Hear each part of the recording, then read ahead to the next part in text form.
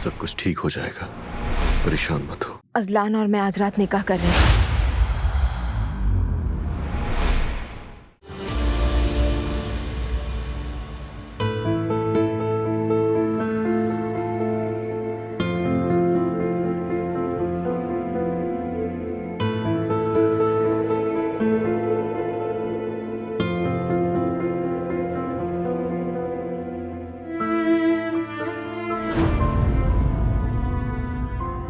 एज़ोगेलन soup बनाया है तुमने?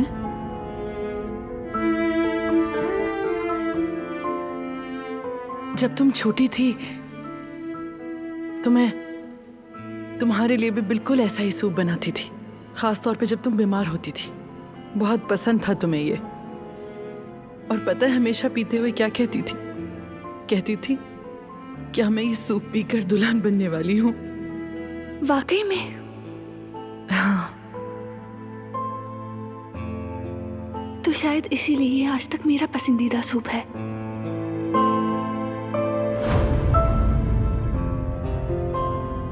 मेरी प्यारी बेटी।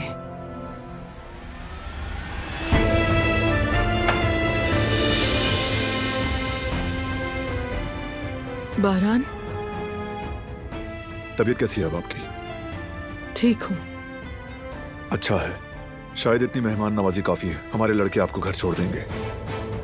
मैं चली जाऊंगी। आपका शुक्रिया हर चीज के लिए। ठीक है, लेकिन जाने से पहले दिलान से मिल सकती हूँ क्या मैं? जरूरत नहीं।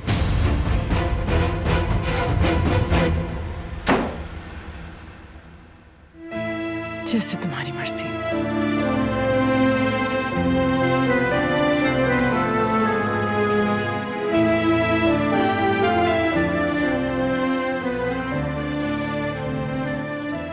रिवा, फौरन यहाँ बारान के घर से लेने आ जाओ तुम। मैं वेट कर रही हूँ।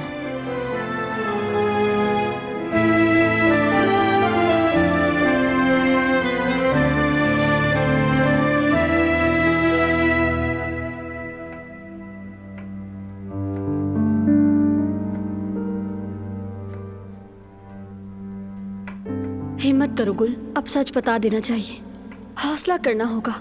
एक ही सांस में सब कह दो, वरना बाद में और मुश्किल हो जाएगा। अम्मी,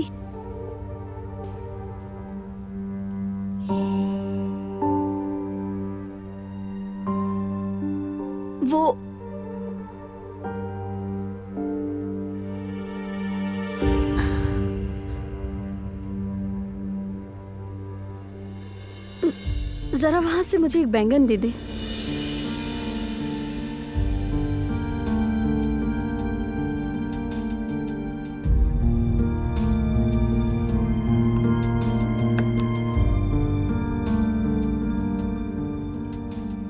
बेटी, सुबह से तुम कुछ कहना चाह रही हो मुझसे। जो भी है बता के खत्म करो ना। खुद भी सुकून में और मुझे भी सुकून दो। वो अम्मी, आप हमेशा कहती थी ना, तुमने मुझसे झूठ बोला तो मैं बहुत नाराज होंगी। मेरी बेटी, जब तुम्हें पैदा किया तब मैं भी बहुत छोटी थी। हम माँ बेटी एक साथ बड़े हुए हैं। हमने एक दूसरे का सहारा लिया। जिंदगी से लड़ते हुए मैं अकेली थी। मेरी बेटी, तुम हमेशा मेरा सहारा बनी रही। कभी दुख नहीं दिया, हमेशा मेरी ताकत बनी रही। अगर कभी सख्ती की भी हो तो वो तुम्हारे भले के लिए थी। माँ का दिल है। अल्लाह जब तुम्हें औलाद देगा तब समझोगी कि माँ होना क्या होता है। मेरी दुआ है कि अल्लाह तुम्हें तुम्हारे जैसी एक प्यारी सी औलाद अता करे। मुझे हमेशा डर रहा कि कहीं तुम्हें कुछ हो न जाए मेरी बच्ची, इसीलिए तुम पर गुस्सा कर जाती हूँ। इसलिए नहीं कि मुझे तुम पर यकीन नहीं। मैं जानती हूँ कि तुम मुझसे कभी कुछ नहीं छुपाओगी, कभी मुझसे झूठ नहीं बोलोगी। मैं इन आंखों पर भरोसा ना भी करूँ तो तुम पर करती हूँ। इतना यकीन है मुझे तुम पर। अब बताओ, अगर कोई परेशानी है तो मुझे भी मालूम हो बेटी। वो अम्मी,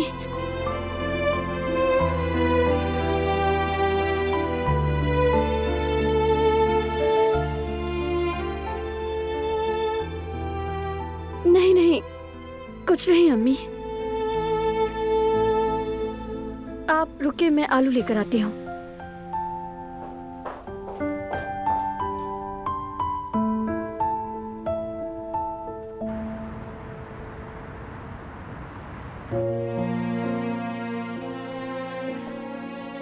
जल्दी आ गई तुम। जब आपने फोन किया तो वैसे भी मैं यहीं आ रही थी। देखना चाहती थी कि आप खैरियत से तो हैं। आप ठीक तो है ना? हाँ, मैं बिल्कुल ठीक हूँ। चलो चलते हैं।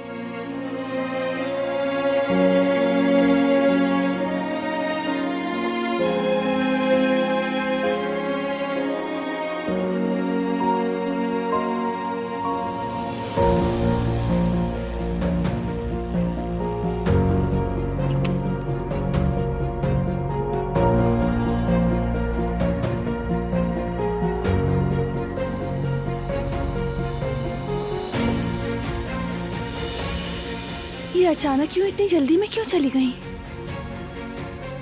कहीं बारान और इनके दरमियान कुछ हुआ तो नहीं?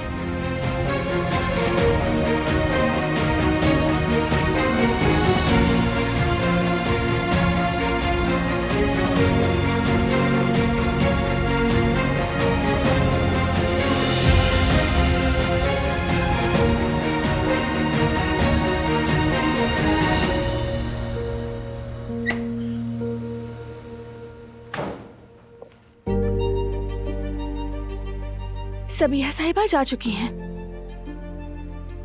क्यों? तुमने भेजा है उन्हें? उनका यहाँ होना ठीक नहीं था, इसलिए भेज दिया। वो औरत बीमार थी बारान। डॉक्टर ने कहा था उन्हें आराम की जरूरत है। थोड़ा संभल जाती तो खुद ही चली जाती। क्यों? इतनी जल्दी क्यों थी? और कितनी बार कहना पड़ेगा दिलान, उस पर भरोसा नहीं है मुझे, और जिस पे भरोसा ना हो उसे अपने घर में नहीं रख सकता। तुम हमेशा यही कहते हो। एक इल्जाम के सिवा तुम्हारे पास क्या सबूत है? इल्जाम? वाकई में ये सिर्फ इल्जाम था।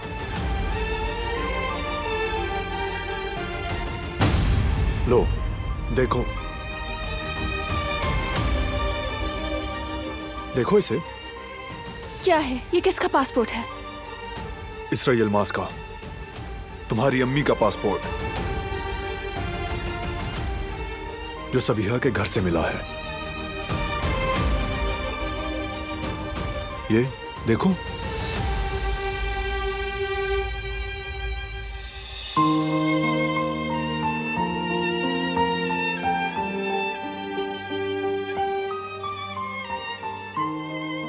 इसमें तस्वीर क्यों नहीं है? मुझे नहीं पता, लेकिन एक बात जानता हूं, वो औरत हमसे झूठ बोल रही है, छुपा रही है हमसे कुछ। यकीन है इस बात का मुझे।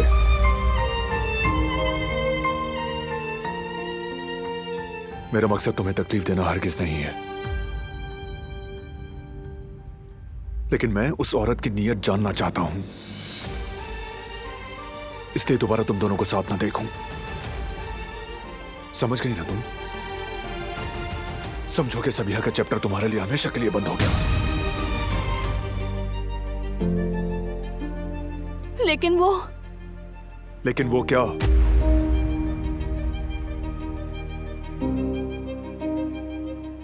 कुछ नहीं। ठीक है, तो फिर हम दोनों इस बात पर मुत्तफिक हैं कि तुम सबिहा से नहीं मिलोगी, है ना?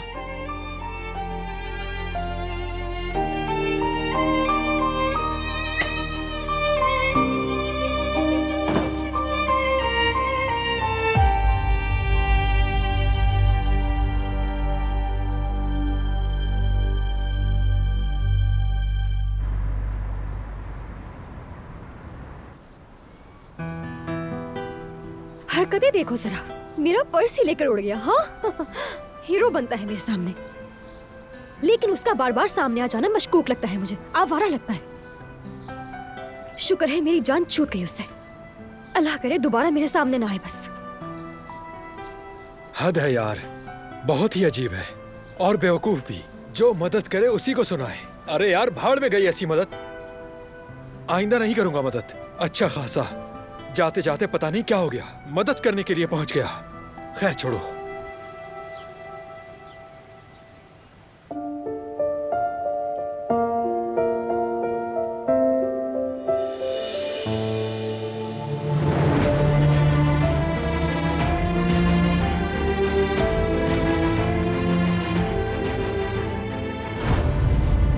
मेरा मकसद तुम्हें तकलीफ देना हरगिज नहीं है,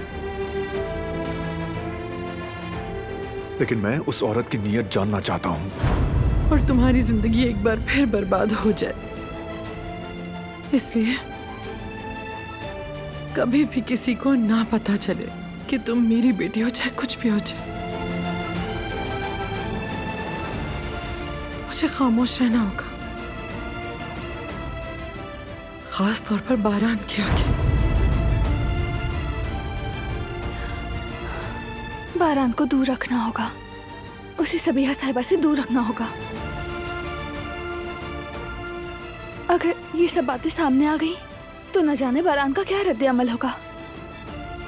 मैं बारान को जरा सा भी खतरे में नहीं डाल सकती।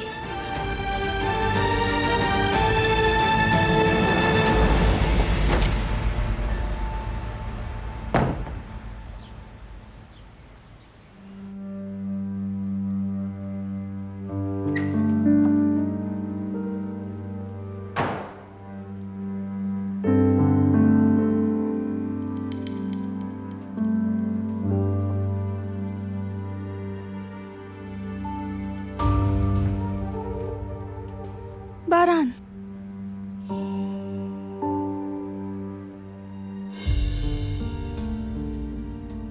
तुमसे एक बात करनी है, बल्कि तुमसे एक चीज मांगनी है। बोलो, सुन रहा हूं।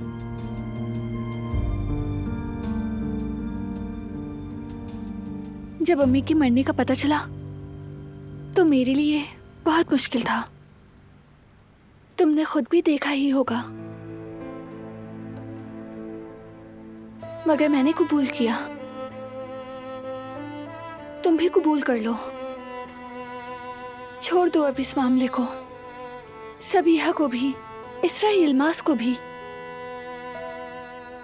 जितना तुम इस बात को कुरेदते हो, मैं उतना ही टूटती हूँ।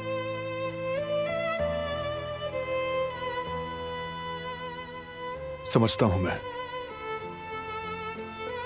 लेकिन शायद सबीहा जिन बातों को छुपा रही है, हो सकता है वो तुम्हें तुम्हारी अम्मी की तरफ ले जाएं। तुम जानना नहीं चाहती? इसका कोई फायदा नहीं।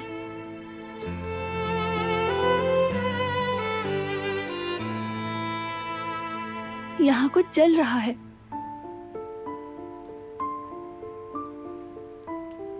जब भी मैं अपनी माँ का नाम सुनती हूँ, जख्म और गहरा हो जाता है, दर्द और बढ़ जाता है। क्या तुम नहीं देखते? खुदारा मेरी जख्म को ना छेड़ो, छोड़ दो इस सब को। मैं छोड़ चुकी हूं।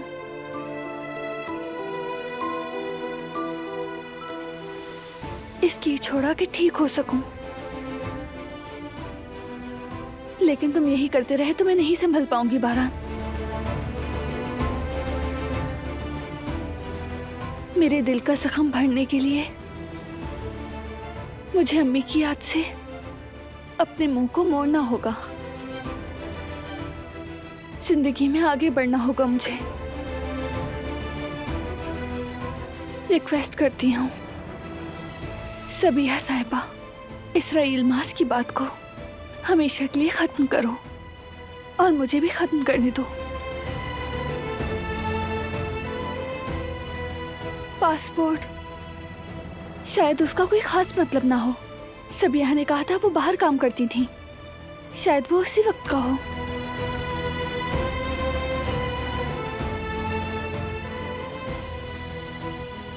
अब तुम ही मेरा खानदान हो, तुम सब। यही मेरा घर है। मुझे यहाँ सुकून से जीने दो। मैं अब खुश रहना चाहती हूँ बारान।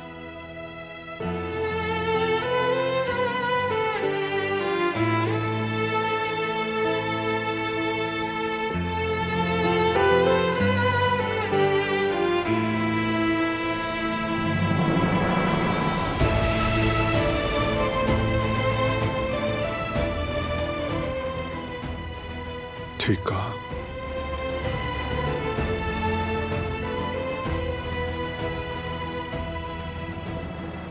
मैं वाकई तुम्हारे जख्मों को खुरच रहा था और मैं अपने लाशऊर में भी तुम्हें दुख देने का नहीं सोच सकता।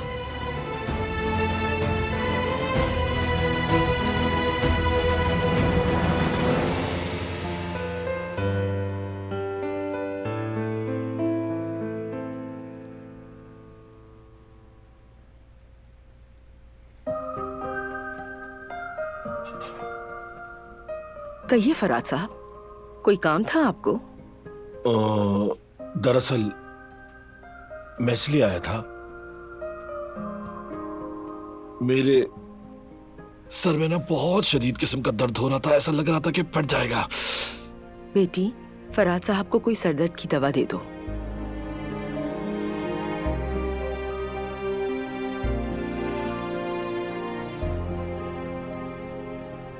यहां तकलीफ हो रही है मुझे। इसके लिए हमारे पास फिलहाल कोई दवा नहीं। माफ कीजिएगा,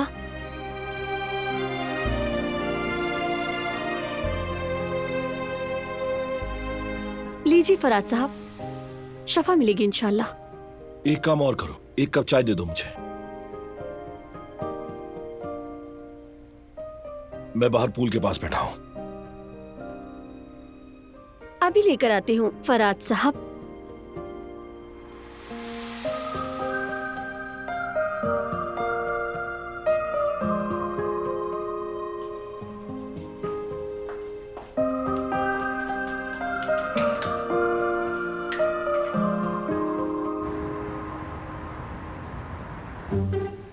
साफ जाहिर था जो कुछ भी हुआ सब कुछ प्लान के मुताबिक था।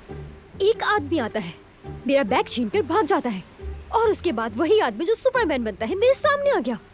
मुझे तो कुछ समझ ही नहीं आ रहा ना, जैसे मैं कोई बच्ची हूँ। बहुत ही अजीब सा शहर है ये। जैसे ही यहाँ आई हूँ फौरन मेरे पीछे लोग पड़ गए। अल्लाह, ये क्या हो गया? वैसे नॉर्मली हमारे एरियाज में ऐसा होता नहीं है यास्मीन। लगता है ये तुम्हारे ही नसीब में था। वैसे देखने में कैसा था? शक्ल सूरत वगैरह कुछ याद है तुम्हें? अरे क्या बताऊँ, बहुत ही अजीब सा था और शायद उसकी हल्की सी दाढ़ी भी थी। तो यास्मीन, तुम पुलिस के पास क्यों नहीं गई? कैसे जा सकती थी मैं वहाँ? वो आदमी तो उल्टा मुझे ही समझाने लगा। इतना लंबा सा लेक्चर दिया मुझे। और तुम्हें तो पता है पुलिस स्टेशन जाने का कोई फायदा नहीं होता। हम वहाँ जाते और बस हमारा वक्त जाया होता और कुछ भी नहीं। तो मैंने यही सोचा कि मेरा बैग तो मिल ही गया है तो मैं वहाँ क्यों जाऊँ, तो घर आ गई। उम्मीद है आइंदा कुछ ना हो बस।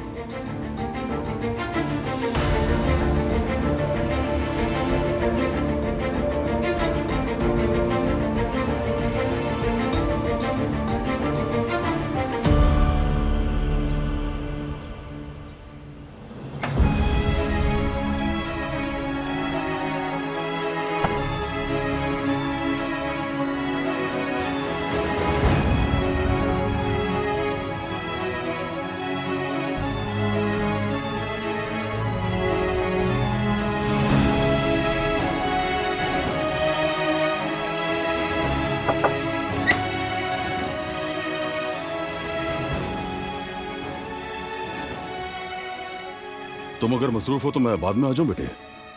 नहीं, बिल्कुल नहीं बाबा, आए बैठे। आपका आना अच्छा ही हुआ। मुझे भी आपसे एक बात करनी थी। खैर तो है?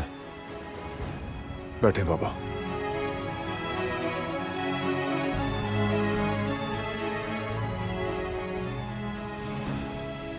वही मामला है बाबा, सबिहा साहिबा से मुताल्लिक।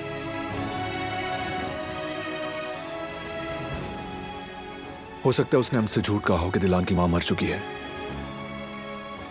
और शायद इसरा यिल्माज जिंदा हो। मैं नहीं जानता पापा, लेकिन वो हमसे कुछ छुपा तो रही है। मगर क्या?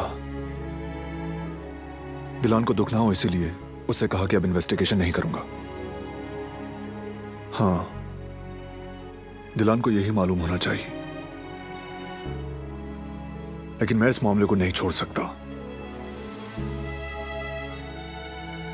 ये औरत जो हमारे पास बार बार आ रही है, उसके राजों को जानना बहुत जरूरी है। ये औरत जहनी बीमार है। गुलशा के मामले को भी इसने जुनून बना लिया था, और अब ये किसी वजह से दिलान को निशाना बना रही है। उसका दिलान के पास बार बार होना मुझे ठीक नहीं लगता। कहीं वो दिलान को नुकसान ना पहुंचा दे। मेरी सच्चाइयों और गलतियों ने मुझे एक बात तो सिखा दी, और वो ये कि हमेशा अपने दिल की आवाज पर भरोसा करना चाहिए। और मेरा दिल कह रहा है, ये औरत जैसी दिखती है वैसी है नहीं। तुम ठीक कहते हो। जो कुछ भी हुआ उसके बाद दिलान में उसकी दिलचस्पी आम बात नहीं, कोई ना कोई खास बात तो जरूर है। सबिया के बारे में अब असल हकीकत सामने आनी चाहिए।